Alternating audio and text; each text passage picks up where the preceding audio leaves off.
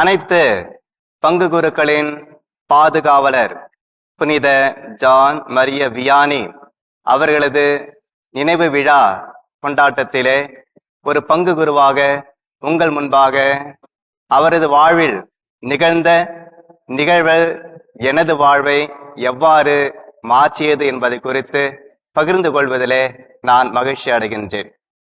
புனித John Maria Vianney அவர்களது வாழ்விலே ஒரு பொன்மொழியாக கூறிய ஒன்று எது என்றால், கடவுள் திறமைசாலிகளை தனது பணிக்கென அழைப்பதில்லை, மாறாக யாரை தனது பணிக்கென அவர் அழைக்கின்றாரோ அவர்களை திறமைசாலிகளாக மாற்றுகிறார் என்பதுதான்.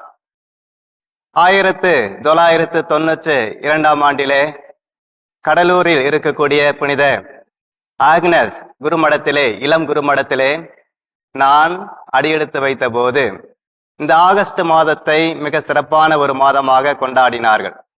அதற்கு காரணம் புனித ஜான் மரிய வியானி அவரது விழாதான். ஒவ்வொரு ஆண்டுமே ஆகஸ்ட் மாதத்தில் 4ஆம் தேதி இந்த விழாவினை கொண்டாடுகின்ற போது குருமட அதிபர்களும் துணை அதிபர்களும் மறைவுரை வழியாக அவரது வாழ்க்கை வரலாற்றை கூறுவார்கள்.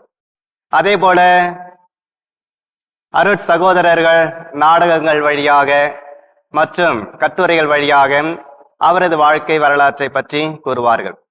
அவரது வாழ்விலிருந்து தெரிந்து கொண்ட ஒரு குணநலன் எது என்றால், அன்னை மரியாளின் மீது பக்தி, ஜெபமாலை ஜெபிப்பது. இந்த இரு நிகழ்வுகள், இந்த இரண்டுமே எனக்கு ஒரு கடினமான காரியம் போல் தோன்றவில்லை. அதை நான் பின்பற்றுவது என்பது சிரமமாகவும் எனக்கு படவில்லை. அது ஒரு தினசரி வாழ்க்கை செயல்போல்தான் எங்களது வாழ்வில், அதாவது குரு மட மாணவர்களது வாழ்விலே இருந்தது. பலவிதமான தடுமாற்றங்கள், பலவிதமான சோதனைகள், பலவிதமான எதிர்ப்புகள், இவையெல்லாம் இருந்தாலும் கூட இதையெல்லாம் என்னால் தாண்டி வர முடிந்தது, இவற்றையெல்லாம் கடந்து என்னால் குருவாக முடிந்தது என்றால் அது எதனால் என்றால், எனது உள்ளுணர்வு சொல்கிறது, நான் செய்த அந்த ஜெபமாலை, நான் ஜெபித்த அந்த ஜெபமாலை, அன்னை மரியாள் மீது நான் கொண்டிருந்த ஒரு விதமான இனம் புரியாத பக்தி. இந்த இரு செயல்கள்தான் என்னை இதுநாள் வரை காத்து பராமரித்து வழிநடத்தி வருகிறது என்பதை நான் இங்கு உறுதிபட தெரிவித்துக் கொள்கின்றேன்.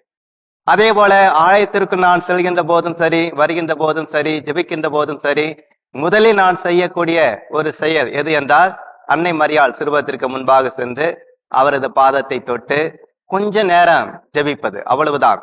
கொஞ்ச நேரம் பக்தியோடு ஜெபித்து விட்டு பிறகு நன்றி கூறிவிட்டு வருவேன். ஆக இந்த இரு செயல்கள், அன்பு சகோதர சகோதரிகளே, எனது வாழ்வை இந்த ஒரு நிலைக்கு அமைத்துக் கொள்வதற்கு மிகப்பெரிய அடித்தளமாக இருந்தது என்பதை இந்த நாளிலே நான் தெரிவித்துக் கொள்கின்றேன். ஆகவே கடவுளால் நாம் அழைக்கப்பட்டுள்ளோம். கடவுள் என்னை அழைத்தார். திறமையற்ற என்னை அவர் தமது திறமையினால் நிரப்பி இந்த பணி வாழ்விலே பணிபுரிய என்னை ஆசீர்வதித்திருக்கின்றார். இந்த நல்ல நாளிலே உங்கள் அனைவருக்காகவும் ஒரு பங்கு தந்தை என்ற முறையிலே ஜெபிக்கின்றேன். இறைமக்களாகிய நீங்களும் அனைத்து பங்கு தந்தையர்களுக்காகவும் ஜெபிக்க உங்களை அன்போடு கேட்டுக்கொள்கின்றேன். நன்றி.